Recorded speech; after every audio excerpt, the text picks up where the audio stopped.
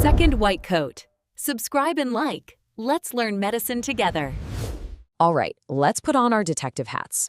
Today, we're diving deep into a real-life medical mystery. We're going to follow the clues to solve a fascinating case, a pilocytic astrocytoma. So here's the mystery we need to solve. We've got a 9-year-old boy, and his headaches are getting worse and worse. He's also feeling sick, throwing up, and having some trouble with his coordination. The big question is, what's going on? Let's follow the clues together and see if we can crack this case. Every great detective story starts with a case file, right? So, first things first, let's get to know the patient at the very center of our investigation. Okay, so here's what we know. He's a 9-year-old boy. He's been having daily headaches for about 6 weeks. And they're not just getting worse, they're so bad they're actually waking him up from sleep. On top of that, there's nausea, vomiting, and this thing called ataxia, which is basically just trouble with balance and coordination. And to round it out, he's having some visual problems. These are our first clues. So we've got our first batch of clues. Now what? What are these symptoms actually telling us? It's time to start connecting the dots and follow the diagnostic trail.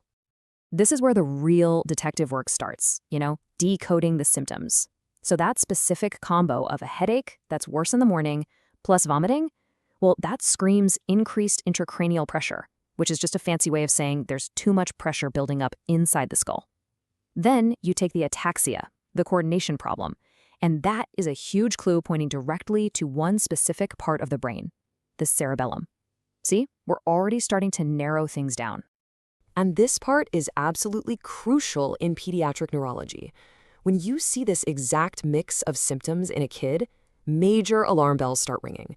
It strongly suggests there's a tumor in a very specific spot called the posterior fossa. That's just the back part of the skull that houses the cerebellum and the brainstem.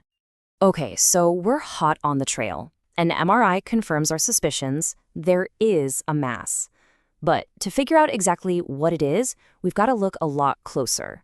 We need to go under the microscope, because that's where we're going to find our definitive clue. And yep, just as we thought, the MRI shows a tumor right there in the cerebellum.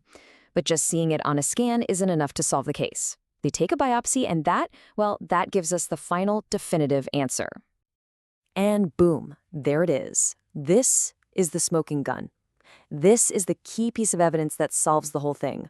Looking at the biopsy, we see these bright pink, corkscrew-shaped things inside the cells. These have a name, Rosenthal fibers. And in this situation, finding them is what we call pathognomonic. It's the one telltale sign that points to a single diagnosis. So what in the world are we looking at? Well, Rosenthal fibers are these thick, long, corkscrew-shaped clumps of protein, and you find them inside these star-shaped brain cells called astrocytes. Finding these is like finding a suspect's unique fingerprint at a crime scene. It's the absolute hallmark of a pilocytic astrocytoma. But wait, there's more evidence. The full report makes the case even stronger. We see these hair-like or pilocytic projections coming off the cells. We also see these little pink dots called eosinophilic granular bodies. And maybe most importantly, the cells test positive for a protein called GFAP, which just confirms that, yep, these are the type of brain cells we thought they were. Every single piece of evidence is pointing in the same direction. Now, any good detective knows you don't just prove your own theory. You also have to prove why all the other theories are wrong. So let's do that now. Let's rule out the other suspects. So are we 100% sure? Could it possibly be another kind of brain tumor you see in kids? Let's take our evidence and check it against the other usual suspects. This chart breaks it down perfectly. You've got our prime suspect, pilocytic astrocytoma, with its key evidence, Rosenthal fibers, and a really great prognosis. Then you have another possibility, medulloblastoma. But that one's super aggressive, and under the microscope it looks totally different. Just a bunch of small, round blue cells, not what we have. Or how about an epidymoma? Nope, its key feature is something called a perivascular pseudorosette. The evidence we have, those unmistakable Rosenthal fibers, it only fits one of these suspects. Case closed on that front.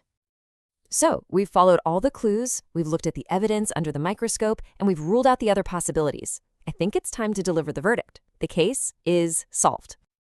And the final verdict is a clear-cut case of pilocytic astrocytoma. It's classified as a WHO Grade 1 tumor, which tells us a lot about its behavior. So what does this actually mean for our 9-year-old patient? Let's zoom out to the big picture. This is a slow-growing tumor. It's what we call well-differentiated, meaning it tends to stay put and doesn't invade the healthy brain tissue around it. All those symptoms we saw, they were caused by the tumor's size and location, what's called a mass effect, not because it's an aggressive cancer. And fun fact, it's actually the most common type of brain tumor in kids. And here's the best part of the whole story, the really good news. Because this type of tumor is so well circumscribed, it's like a neat little ball. Surgeons can often remove the whole thing. And that means surgery is often a complete cure. The prognosis for our patient is excellent. All right, let's do a quick rundown of the key clues that solved this case. Pilocytic astrocytoma. It's the most common brain tumor in kids, usually in the cerebellum. It shows up with those classic signs of pressure, headache, vomiting, ataxia. It's a low-grade tumor, and it's often totally curable with surgery. But the smoking gun, the one clue you can't miss, those Rosenthal fibers under the microscope. So if you remember just one thing from all of this, make it this simple formula. It's the key that cracks the case every time. A child plus a tumor in the cerebellum plus Rosenthal fibers, that equals pilocytic astrocytoma. And that's how we solved our medical mystery. It's just an amazing example of how looking at the tiniest details, things you can only see with a microscope, can lead to the biggest, life-saving answers. It really makes you wonder, doesn't it? What other microscopic clues are out there helping doctors solve medical mysteries just like this one every single day?